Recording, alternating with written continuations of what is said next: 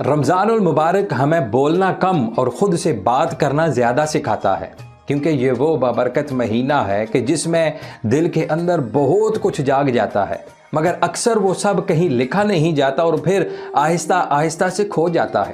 رمضان کی ڈائری کوئی عام نوٹ بک نہیں ہوتی، بلکہ یہ دل اور اللہ رب العالمین کے درمیان ایک خاموش مکالمہ ہوتی ہے۔ شروع سادہ ہوتی ہے، پہلے صفحے پر صرف ایک دعا ہونی چاہیے کہ یا اللہ اس رمضان ہمیں وہ بنا دے جو تو چاہتا ہے۔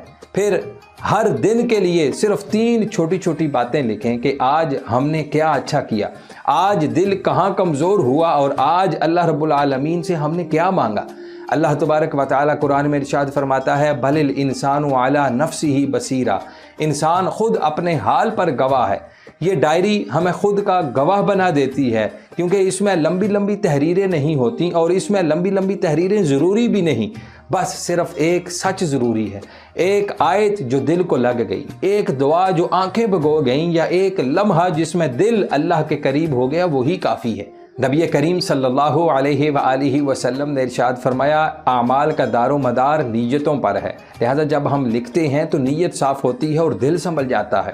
رمضان کی یہ ڈائری صرف اس مہینے کے لیے ہی نہیں ہوتی، بلکہ یہ ہمیں یاد دلاتی ہے کہ ہم کس حال میں تھے اور اللہ رب العالمین نے ہمیں کہاں سے اٹھایا تھا۔